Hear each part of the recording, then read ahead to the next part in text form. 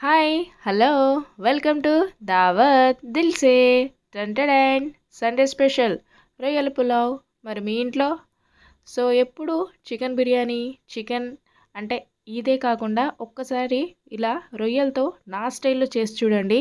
నిజంగా చెప్తున్నా, ఫిదా అవ్వాల్సిందే, అంత సూపర్గా ఉంది. వీడియో కూడా చాలా డీటెయిల్గా చేసేసా. ఖచ్చితంగా స్కిప్ చేయకుండా మొత్తం వీడియో చూసేయండి. నచ్చితే లైక్ ఇంకా సబ్స్క్రైబ్ చేయండి. టెన్ వచ్చేసింది రొయ్యలు. హాఫ్ కేజీ రొయ్యలు తీసుకున్నాను. ఓకే, నీట్గా కడిగి తీసుకొచ్చేసా. దీన్ని పక్కన పెట్టేద్దాం. అలాగే రైస్, హాఫ్ కేజీ రొయ్యలకి మినిమం హాఫ్ కేజీ రైస్ తీసుకున్నాను. నేను నార్మల్ రైసే తీసుకున్నా. మీరు కావాలి అనుకుంటే బాస్మతి రైస్ తీసుకొని నానబెట్టేసేయండి. దాంతోపాటే కావలసిన హోల్ స్పైసెస్, గరం మసాలాలు, అలాగే కాస్త సోంపు, ఇంకాస్త సాజీరా, టమాటా ముక్కలు కూడా కట్ చేసి పెట్టేసుకున్న, ఉల్లిపాయలు, పచ్చిమిర్చి, పుదీనా లేదు, కొత్తిమీర, కరివేపాకు. స్టవ్ ఆన్ చేసేసి గిన్నె పెట్టేద్దాం. గిన్నె కాస్త హీట్ అయిన తర్వాత 1 టీ స్పూన్ నెయ్యి వేసుకుందాం. అలాగే ఒక 2 టేబుల్ స్పూన్ ఆయిల్ సరిపోతుంది కదా. ఓకే, ఆయిల్ లైట్గా హీట్ అయిన తర్వాత 3 బగారాకులు, అలాగే కాస్త బగారా పువ్వు, ఒక పెద్ద ఇలాయచి, 2 అనాస పువ్వులు, దాంతోపాటే 4-5 లవంగాలు, ఒక చిన్న ముక్క జాపత్రి, దాల్చిన చెక్క 2 అంగుళాలు, ఇలాయచీలు చూస్తున్నారు కదా, ఇలా గింజలు ఆయిల్లో కలిసేలా వేసుకోండి. తింటూ ఉంటే టేస్ట్ సూపర్గా ఉంటుంది. ఇష్టం లేని వాళ్ళు నార్మల్గా వేసేయండి. ఓకేనా. దాంతోపాటే 1/2 టీ స్పూన్ షాజీరా, 1 టీ స్పూన్ సోంపు టేస్ట్ బాగుంటుంది. అలాగే మనకి డైజెషన్ కూడా సూపర్గా ఉంటుంది. ఇదంతా కూడా ఆయిల్లో కాస్త బాగా ఫ్రై అవ్వాలి. ఒక 10 సెకండ్స్ అలా ఆయిల్లో ఫ్రై చేసుకున్న తర్వాత కట్ చేసి పెట్టుకున్న పచ్చిమిర్చి, నేను ఒక 4 to 5 పచ్చిమిర్చి తీసుకున్నాను, మధ్యలోకి కట్ చేసి. అలాగే కట్ చేసి పెట్టుకున్న ఉల్లిపాయలు, మీడియం సైజువి ఒక 2 ఉల్లిపాయలు చాలా సన్నగా కట్ చేసి వేసుకుందాం. ఓకే, ఇప్పుడు ఉల్లిపాయలు, పచ్చిమిర్చి కాస్త సాఫ్ట్గా అయ్యే వరకు దీన్ని ఫ్రై చేసుకుందాం. ఓకే, మూత పెట్టేసి కాస్త ఉల్లిపాయలు ఇలా సాఫ్ట్గా అయితే సరిపోతుంది. ఒకసారి బాగా కలిపేసి గుప్పెడు కరివేపాకు కూడా వేసుకుందాం.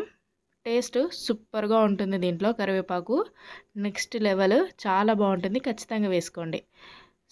కరివేపాకును కూడా కాస్త వేగిన తర్వాత మన హీరో వచ్చేసింది, రొయ్యలు వేసుకుందాం. రొయ్యలు కూడా కాస్త ఆయిల్లో ఫ్రై అవుతే కాస్త కలర్ కూడా చేంజ్ అవుతుంది. దాంతోపాటే రొయ్యల్లో వాటర్ కూడా మనకి రిలీజ్ అవుతుంది.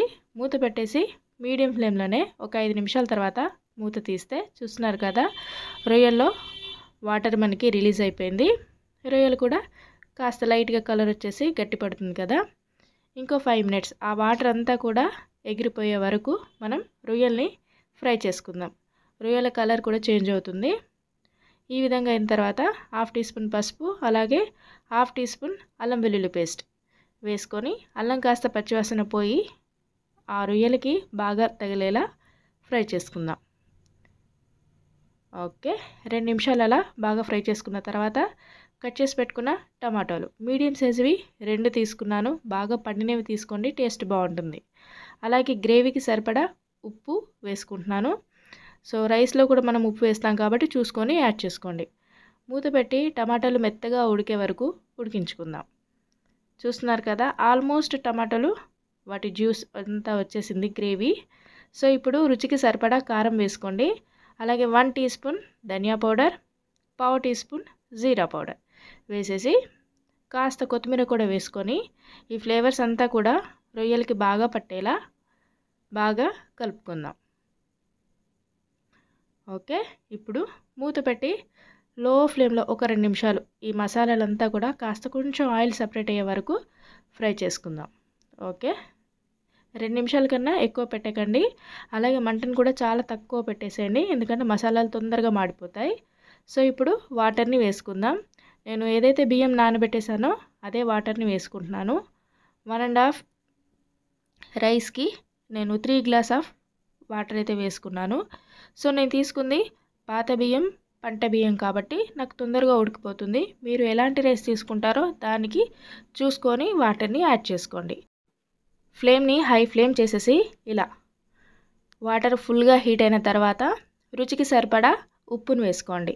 సో రైస్ వేస్తాం కాబట్టి ఒకసారి టేస్ట్ చూసుకోండి. కాస్త ఉప్పుగా ఉంటే మన రైస్కి పర్ఫెక్ట్గా ఉంటుంది. సో పర్ఫెక్ట్, నేను టేస్ట్ కూడా చేసేసా.